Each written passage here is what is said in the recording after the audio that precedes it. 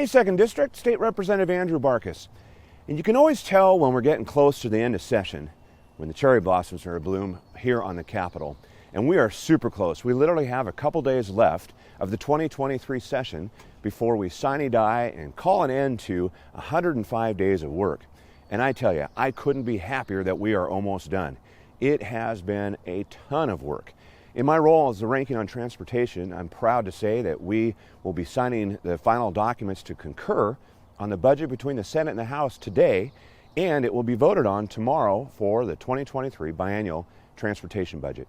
Proud of the work we've done there. We held to our commitments to prioritize the important projects that were, at the beginning, as I've told you in my videos, stood the chance of being postponed or pushed out in the future and not funded.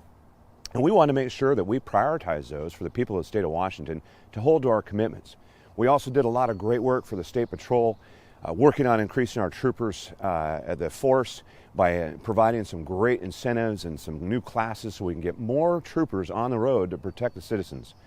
Speaking about protecting citizens, you know, a little disappointment, switching gears, we did pass a bill here about a week or so ago on the pursuit. That is something I've talked about.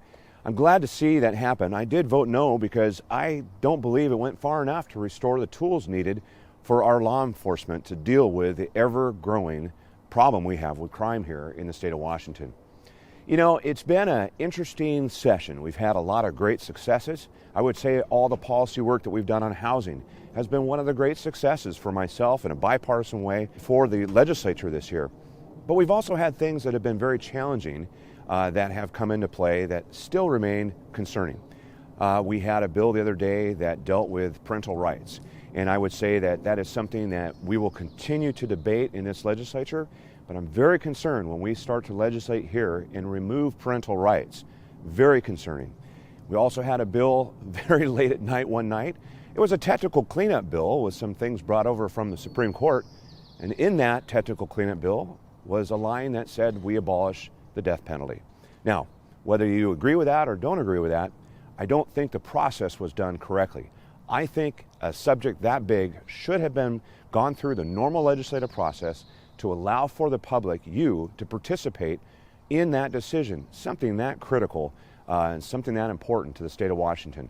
The governor was pretty excited when he signed that bill yesterday, and this technical bill became all about abolishing the death penalty. Not too happy about that. Well, session's about to wrap up, and as we get to the end of this session, we go into the interim. And the work doesn't stop, actually. We will be doing a lot of stuff this year, back in person, touring the state of Washington, especially my role in transportation. All the housing policy, the pieces that we put into play, well, now we got to see how we can implement those. We also have to look at the things that didn't cross the finish line. My lot split bill, a couple others that were really good. We'll have to bring them back and get them ready, tuned up for the 2024 session. It's hard to believe that we leave right out of session and we already start working on the next year's worth of work that's ahead of us. I really do appreciate everything that you've done as my constituents this year to support me. The great letters, the great emails, the visits to the Capitol here, keeping in touch with me with your concerns so I can voice and also represent you in the best possible way. Don't stop. Keep emailing me. You can reach out to me while I am in the interim. Set up appointments. I'll be touring around the district to all your communities and schools and areas. And if you'd like to set something up, just reach out to my office. My great assistant, Caden, will be more than happy to set up an appointment or look at our schedule to see how we can accommodate. And I always say, it is an honor and privilege to serve the people of the 2nd District. I'll continue to do that for the next couple days as we wrap up the 2023 session and as we move into the interim, as we look to the future of what we still need to do, the work ahead for the people of the state of Washington. Thanks for watching another Barkis Breakdown. Got to get to work. We're about to gavel in on the floor, so we'll catch you later.